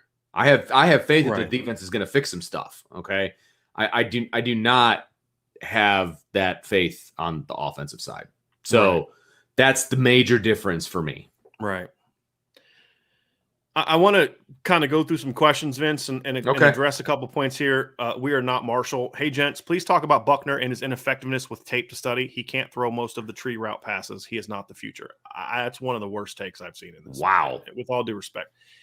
When has he ever been given an opportunity to throw any of the routes? He is a true freshman who did not play football in 2 of the last 3 years. I've pointed this out. Right. Okay. I said it earlier today. Tyler Buckner, we've seen Tyler Buckner in practices and in games throw some really nice balls. He is not ready. This is what I said all summer. Mm-hmm. People are talking about Buckner, but he's not ready. He's not Trevor Lawrence. He's not going to play as a freshman to be effective throwing the football. That's what you're saying. But that doesn't mean he can't play and he's not the future. I'm sorry. This is a bad take. And you've had some good takes in this chat, but this is a bad take. Sorry, this is a bad take. You know, and this is the other thing too, is like a kid comes in, you put higher pressure on him or expectations on him than you probably should have. Not you specifically. We are not Marshall. I'm saying people in general, you know, you generally. Right. And then when he doesn't meet those expectations in 50 snaps, well, he sucks, on to the next guy. You know, it's like 3 weeks ago, we're in the chat and everybody's like, it's Buckner time. It's Buckner time. It's Buckner time. We're like, no, it's not. No, it's not. No, it's not. Well, now you got people literally saying after 5 games of coming in and running a wildcat package, basically, that he's not the future. It's like you've already moved on from Tyler Buckner after. Right, he threw 2 passes, by the way, in the game. 2. Right. I realized one was an interception. I get it, but he was getting hammered as well. Right. I mean, he literally in the air. You're asking him to drop back and read on 3rd and long, a route concept. You have probably practiced with him maybe 5-10 times in the fall camp. I remember, I think it was you that I texted when, you know, they get back and they're backed up 3rd and 12. I'm like, really, this is what they're doing to Tyler Buckner. Like, it's not, again, they're putting him in a position to not be successful because he's not ready to read the defense like that at this stage of his development. He's not ready yet. Yeah. Another comment, Mick McCarthy says, I was so happy for Lindsey. Finally, a big play for big play guy. His frustration is palpable. Yes, I understand his frustration. However, Braden Lindsey needs to control his frustration, because he has gotten a chance this year and he dropped it, right? So he's now batting 50-50 on balls that plays that hit him in the hands in the end zone. I was talking about this with a buddy today. You know, Braden will throw his hands up and get all this body language, this like diva body language when he's not getting the ball. It's like, could you imagine if Jack Cohn would have done that when he dropped that touchdown pass? Oh, come on, man. Got to catch the ball. Showing him up like the way Braden Lindsey shows up as a receiver, his quarterbacks. Nah, look, you got a problem. You come back to me on the sideline and we talk and say, hey, look, I was open on this. Okay. What are you seeing when you're beating this guy? Hey, look, when they line up on this coverage, I'm beating him every time. When he's playing me inside, I'm getting over top and or he's playing me outside and get it underneath, whatever the case may be. You show me up down the field, how would you feel if when you drop that surefire touchdown, I'm going to make a, look, Braden Lindsey's a really good football player. They need Braden Lindsey. Braden Lindsey sometimes is Braden Lindsey's own worst enemy. Absolutely. Right? It's been like that since he stepped foot on campus, right. To be honest with you. And he's got to be better than that, because they're going to need him to start playing more, and they still have to find more ways to get him the ball. It can't always be deep balls. It has to be It has to be, I just don't understand. Like, look, I like the idea of having Michael Mayer running some of those crossing routes, but I'd love to see, Braden Lindsey catch a couple of those crossing routes with room to run. Yeah, absolutely. But it was good to see him. I'm out on the positive. I'm hoping that touchdown play he made, that was, to me, the first contested catch that I remember him making. It was a good catch. Big for him, because that was not a well thrown football. That was well, and here's the thing: we saw him do that a lot in fall practice. Was going up and getting contested balls. You did. You're right. I did. I'm saying we, the media, we saw him do that, and we saw him be very successful in that. And I was very excited to see what he was going to bring to the table. And he hasn't done it all season in games, and I think that. I don't know if maybe it's frustration with himself. Maybe it's frustration.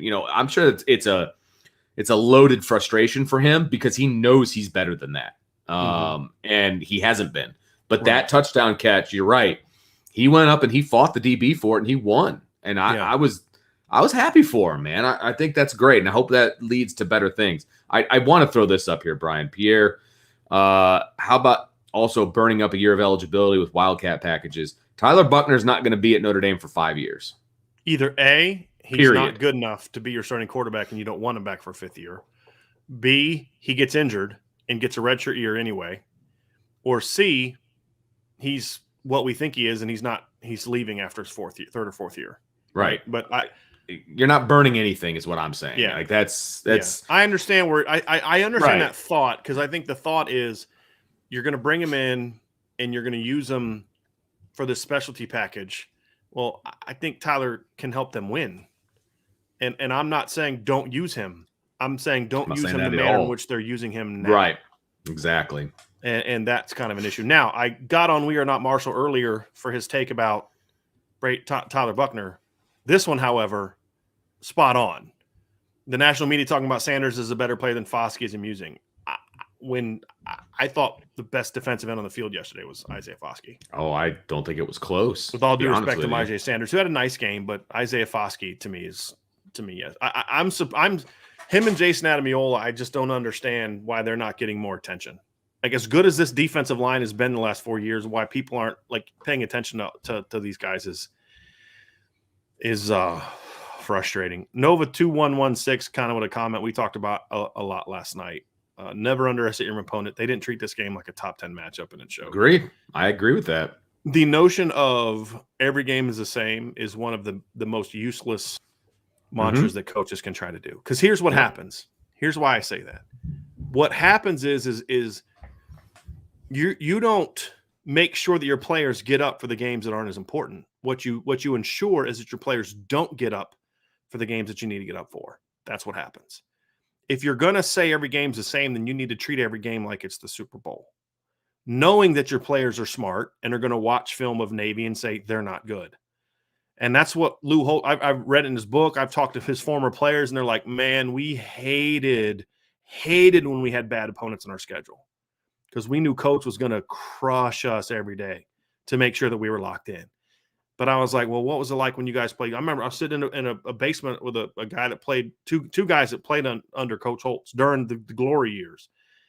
And they're like, man, we loved big game week because there was energy. Like, coach wasn't yelling at us. Coach wasn't he didn't have to tell us, because it was like we were always intense. But like, those are the weeks where it was like, we were ready for that. So, like, to me, that's a little better way of going about it, as opposed to, hey, guys, it's just another week. And the thing they say is, like, he embraced it's a big week. He never, hey, look, I know it's Miami, but guys, we're playing Miami, right? It's, this is the opportunity that's in front of you. You're muted, Vince. I mean, yeah, he's talking about kicking the other coach, Jimmy Johnson's tail. Like, it's just save Jimmy Johnson. Yeah, for me. Come on, that's fantastic. Let's go. You know what I mean? Now would be recorded on NBC, and Brian Kelly would be the lead on Sports Center, and he wouldn't get fired. Notre Dame wouldn't care, but Sports Center would look for another chance to take a shot at Notre Dame. But, yeah, Yeah, we got a couple more super chats down there, Vince. We do. Nolan Sanchez, Drew Pine is the starter. Need to get a lot of reps for the young guys. I'm really high in Estime, big back. Does ND have a future chance to win the national championship? look, first of all, Estime isn't going to be any different than anybody else. He can't do anything behind that offensive line. Right. You've got two of the best backs in the country, and they can't get anything done. I'm not saying I'm not high on Estime. I think he's going to be. I think he should play. But I think him and Diggs should both be playing. Right. I mean, what have you got to lose? If you're going to go two back and just pass pro, why not get your 200+ pound backs back in there? I mean, if they're not going to release and go for it, you know what I mean? Like, get a screen out to that 230-pound monster and let him run over dudes to get the first down, right? I mean, dude, I honestly, Vince, I wouldn't have a problem if they went 31 personnel and put Kyron or Tyree in a slot and had two backs in there with Estime or Diggs and, either Kyron or Tyree. Sure. I mean, why not? Heck yeah, why not? Like, get creative. Like, you need to do things to try to neutralize how bad your line is. And I think, to Nolan's point, I think there is some merit, in my opinion, to saying, oh, look, our line can't block. So you know what we're going to do? We're going to hand the ball off to this 230-pound monster, and I just want you to run into the line as hard as you can and move their ass downfield. Right. I mean, you know what I mean? Like, okay, right? I mean, sure. You know what I mean? Like, hey, Zeke or Kane, you don't want to fire off the ball, then I'm going to have Audric run right up your backside and just hammer you and push you forward. Maybe that'll get you to start thinking about how you need to drive and open up a hole for him, because otherwise he's going to run into you. You know what I mean? Like, sure. So go for it. Now, the other part about Drew Pine as a starter, need to get a lot of reps for young guys. Here's what I'm going to say about the quarterback situation. This is kind of partly why I would not have started Jack Cohn this weekend. So one of the things that I put up on the message board was how I would have handled the quarterback situation against Cincinnati. And one of the things I said on the board was I'd start Drew Pine, because I don't think Jack Cohn is 100% healthy, mentally or physically. And I think you're going to need Jack Cohn at some point in time this year. I would have not started him and explained to him why. I need to get you healthy physically and mentally. And so we're going to start Drew, because for one reason is to get Jack healthy. Number two, part of it is to give Drew a shot. Number three, it's also to say, we can't go through a week of practice preparing for a top 10 team when we're splitting reps for our two quarterbacks 50-50. How can you prepare for a defense like that when your quarterbacks are getting fewer reps than they normally would during a game week? That's another example of not putting your guys up in position to be successful, in my opinion. Absolutely. And so to his point about getting – I don't know if that was referring to just quarterback reps, but whoever your quarterback is going to be, just freaking make the decision and go with it and give that guy the reps he needs to go be successful. And Kelly also made a comment too, Vince, where he was talking about how, Drew's been getting more reps than your normal backup quarterback. That's also a problem. Because if Jack's your starter, he's working with a bunch of new guys. You need to get him the reps. If you're going to make Drew your starter, you can't be giving Jack Cohn 40% of your reps. Drew's going to need 70% of those reps, because he needs to get, that. So there's just been a lot of things now that Kelly has said that if it's true, no wonder the quarterbacks aren't playing well. No wonder they're not. You got a couple more super chats? I do. Hunter, we got a Cincy fan in here. What's up, man? Thanks, Hunter, for the super chat. Really appreciate it. He says, Cincy fan here. Even though neither team played their best, I do believe it'll be a defining game for both teams. I think ND's players will fix it. I agree that it's a defining game for both teams. No question. We said that going in, that either way this goes for Notre Dame, it was going to define their season, and it has, and it will. But I also believe that Cincinnati can obviously build off this as well, because I don't think they played their best game. No. And if that is their best game, they're going to be in trouble down the road. Because I think they're better than what they showed too. Notre Dame forced them into some stuff probably, but that can't be their best game. It can't be. It's not. I mean, we've seen Cincinnati play better than they did yesterday. Right. I'll say this about Cincinnati. And Hunter, I appreciate you coming in. Yeah, man. I'll say this about Cincinnati. Two things. Number one is I actually think for that program, if I'm Luke Fickell, I'm actually happier that you won the way that you did yesterday, as opposed to they played their best game. Because you can use that. Absolutely. Hey guys, we turned the ball over. We fumbled. We're about to go score. We're about to go up 24-0, and we fumble. We let them get back in the game. We had this mistake. We missed open receivers. We did this, and we still beat Notre Dame by 11 at their play. We missed 2 field goals. Like, think about how good we can be if we clean that stuff up and we play our game. Right. And your guys, yeah, coach, we can be great. We can be great.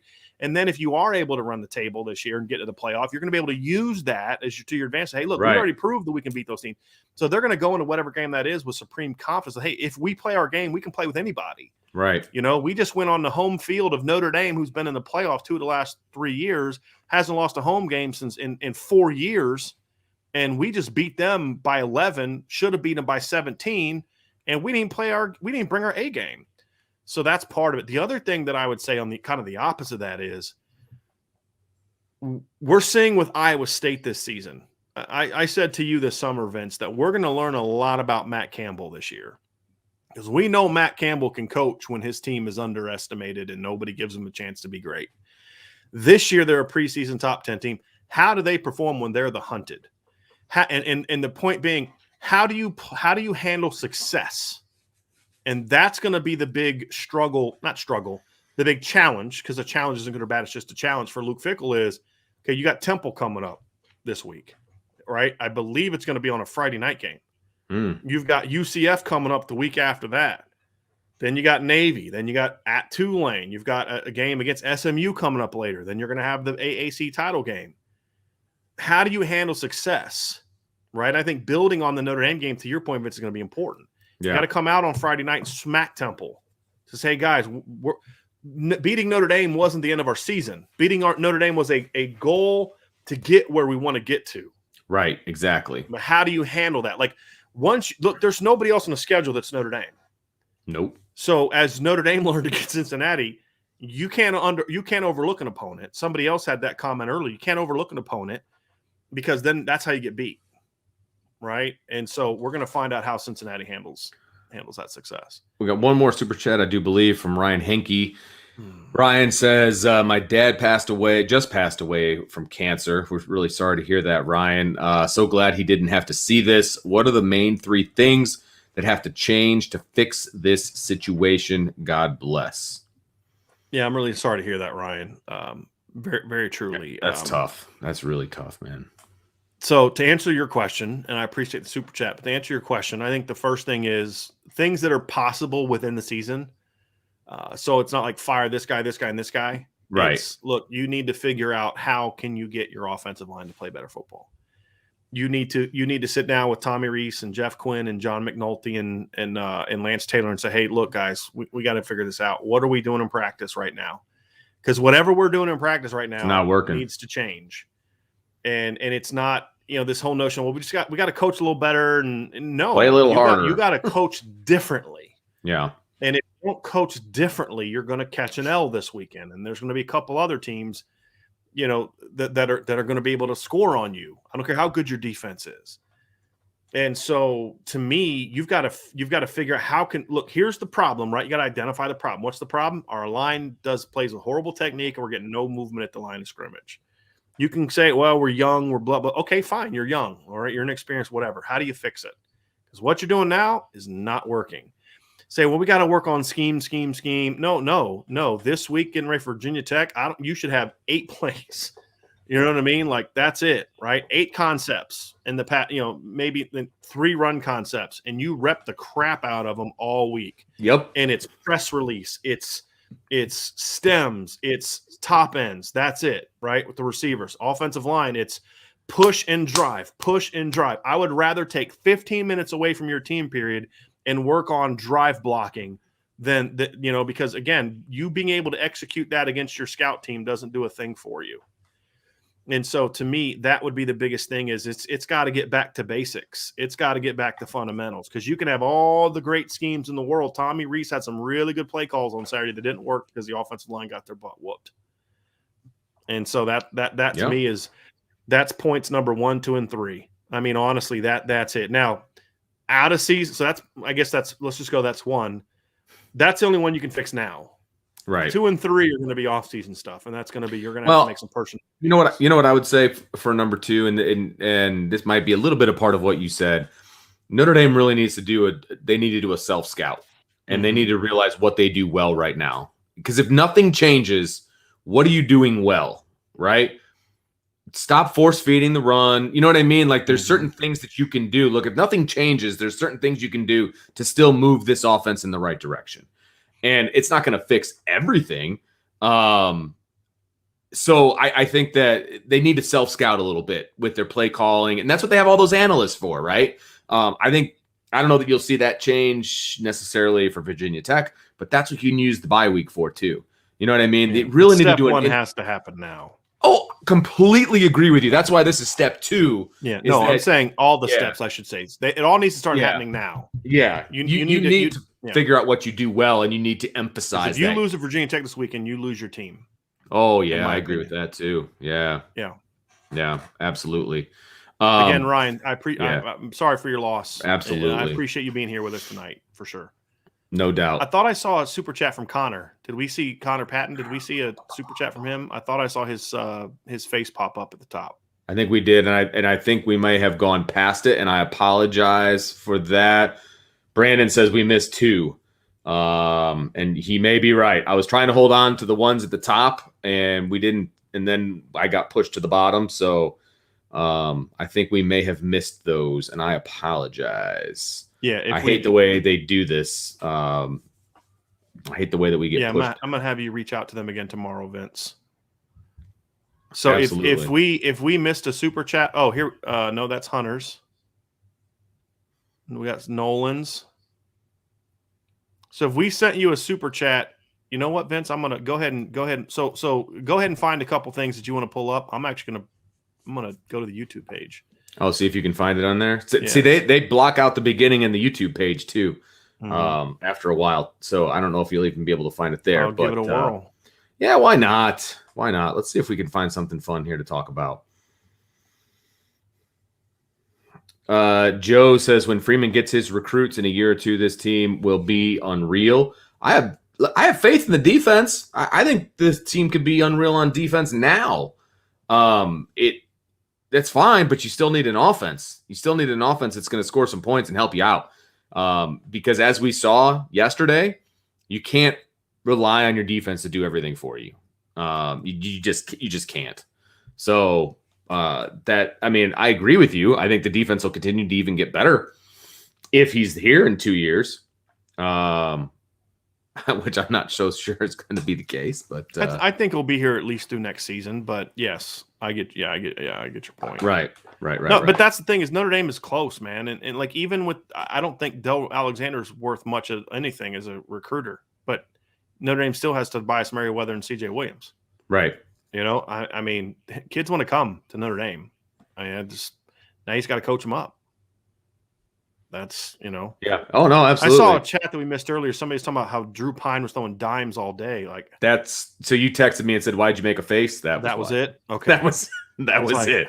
That was the one. And I hate that because it seems like we're taking shots at Drew, but like the same people saying that are going to be hammering him in 2 weeks when he went 9 to 22. Yeah. Right.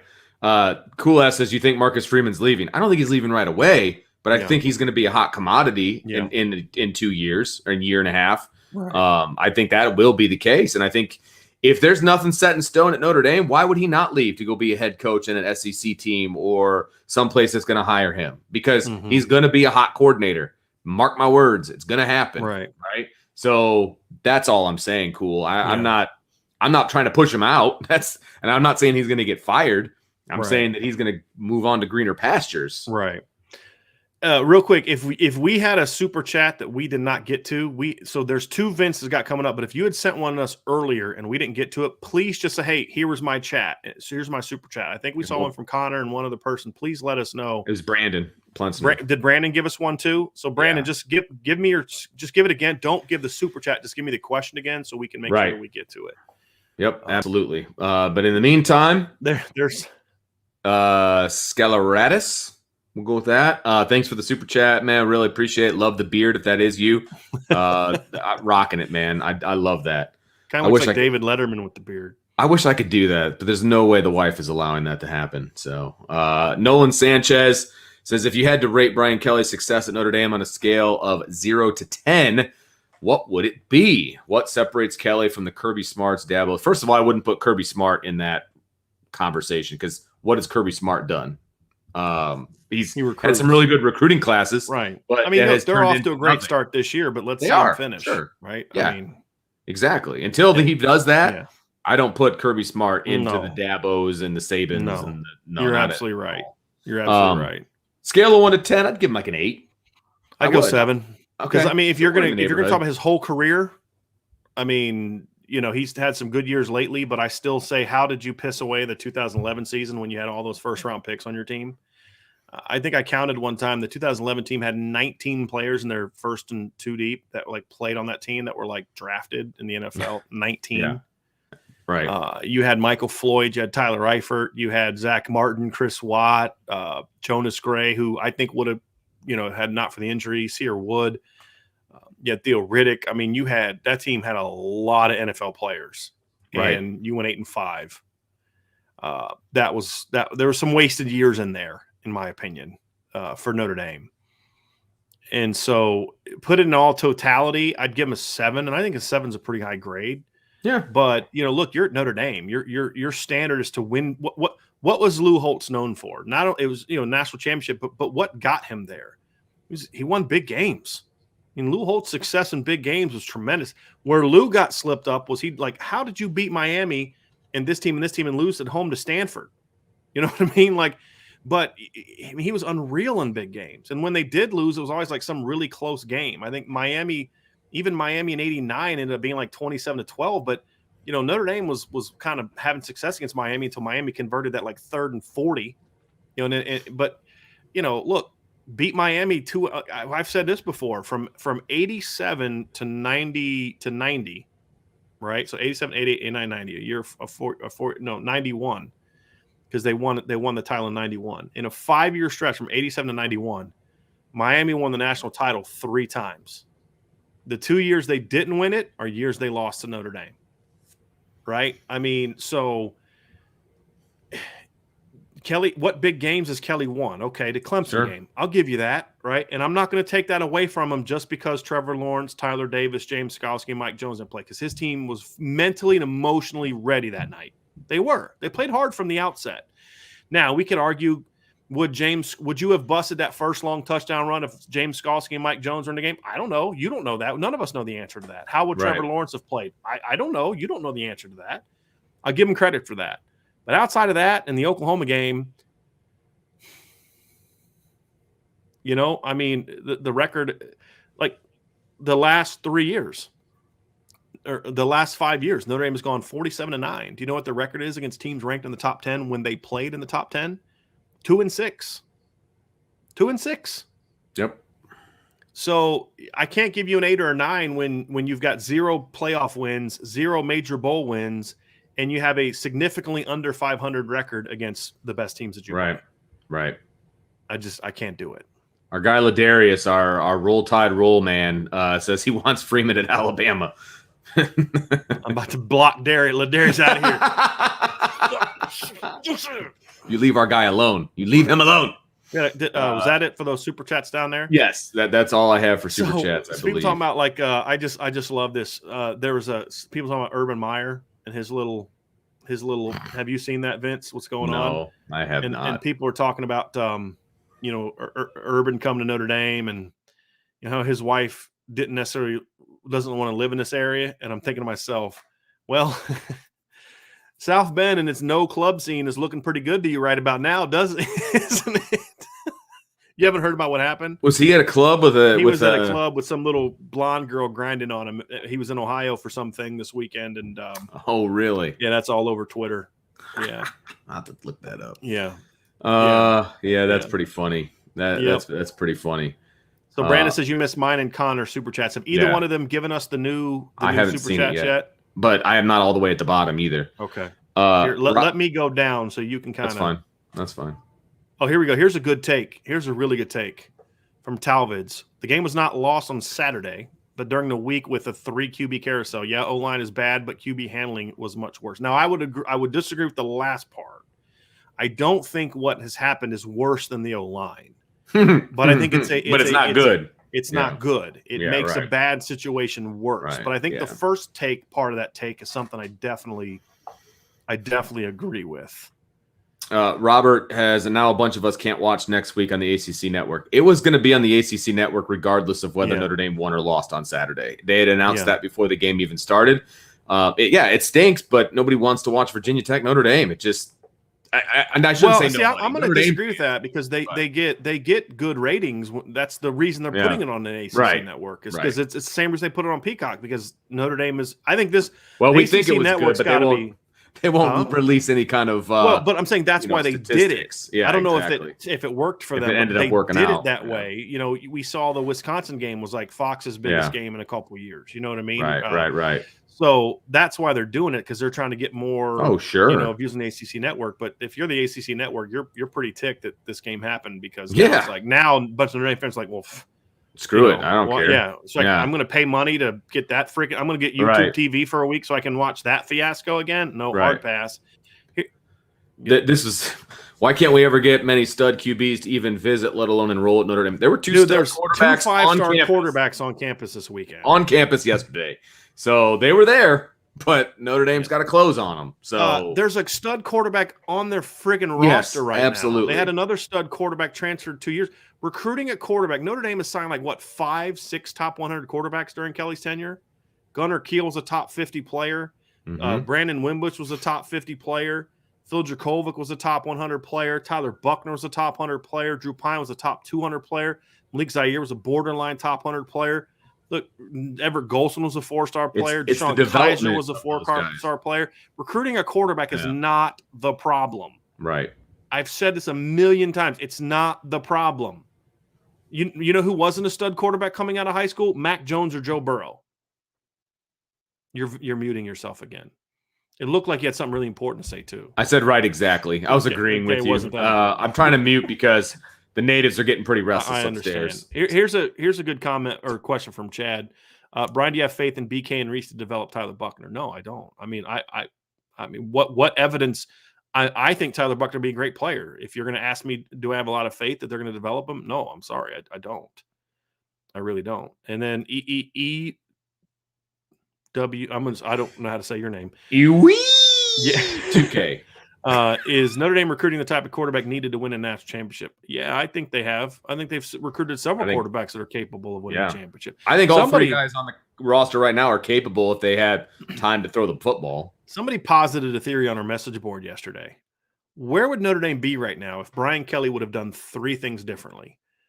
Number 1, hire Joe Gilbert when Harry Hiestand left. So if you don't know the story, it's on our message board. But basically, Chip Long and the Notre Dame offensive lineman wanted Joe Gilbert or Bob Bostad instead of Harry Hiestand.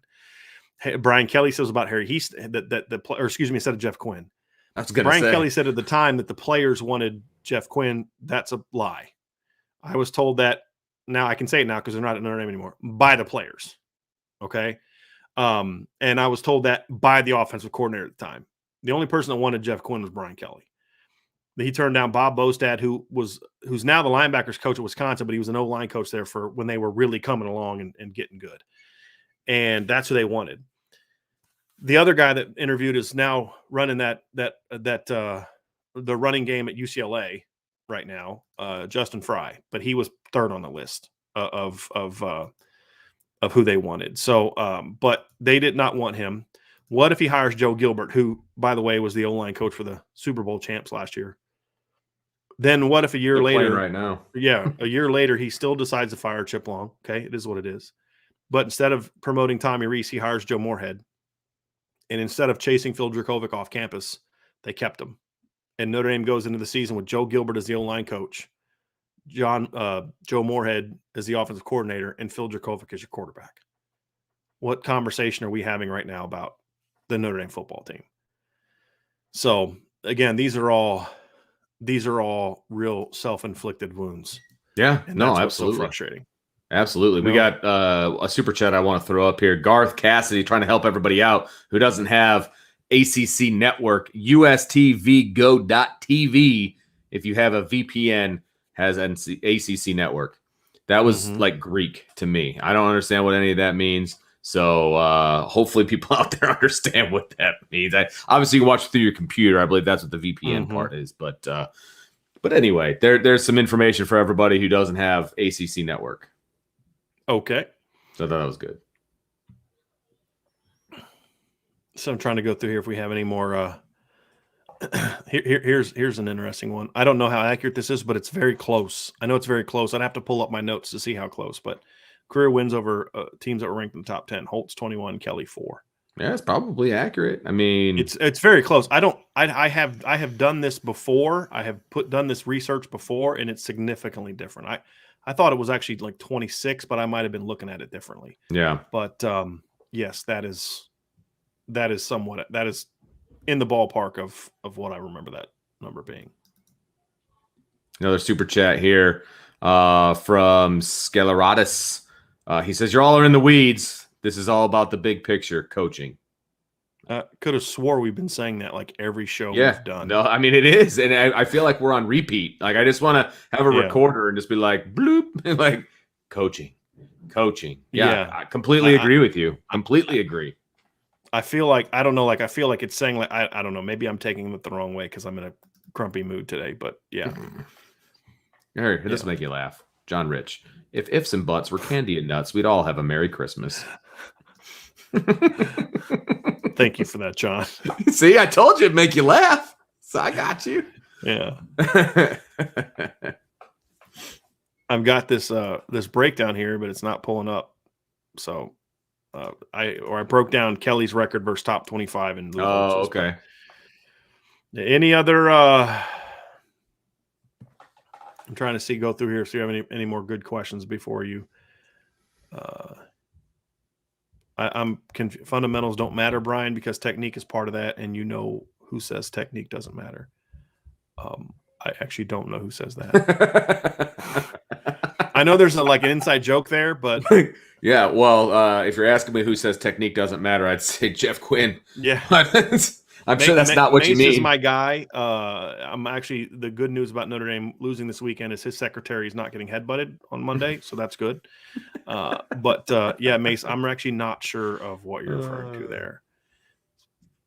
So yeah, I apologize, but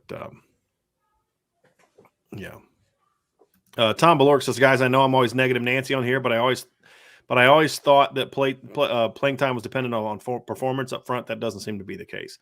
I do think they've been strangely unwilling to make changes. Like Kane Madden gets 5 full games. I somewhat understand it, but I don't know. It's been kind of strange, how they're just sticking with it. Then this week, though, I think we saw some differences. I mean, we saw Joe Alt gotten in there because of bad performance. We saw, did Kane Madden got? Well, I don't know if he got yanked or if he got injured, but he wasn't in there on that. I believe on that last series either. So that was a little bit interesting, I thought. Right. So, yeah. Nolan Sanchez dropping a super chat. Wants to know Brian's short list for who he would bring in if Kelly leaves or is fired. I honestly don't, Nolan. I don't. I mean, no disrespect. That's just not even on my radar right now. We were asked about that this summer. I mean, I gave some names at the time, but he's not getting fired. And he's not leaving right now. He's not going to leave anytime soon either. His contract goes through 2025, and I still don't think he's going to stay the whole time. No, okay. I think he's going to try to. I think he's going to try to politic to his successor. I think that's what he's going to try to do, whether that's Marcus Freeman or. Whoop. Oh yeah. Yeah, that's freaking hilarious. Yeah, some guy said. On their message boards. Yeah. Oh, okay. That apparently, technique's not the issue. They're being taught technique, but because they lack athleticism, they're not going to get any better. And that this is kind of who they are, and there's nothing that can be done about it. So, which made me wonder, then why do we have coaches? Yeah, just throw them out there. Just let the players do it, right? Just split the coaching salaries amongst all the players and let them do it. Absolutely. Yeah. Silliness. So silly. It does. All right, I think Vince, that is most of what we've seen. Right.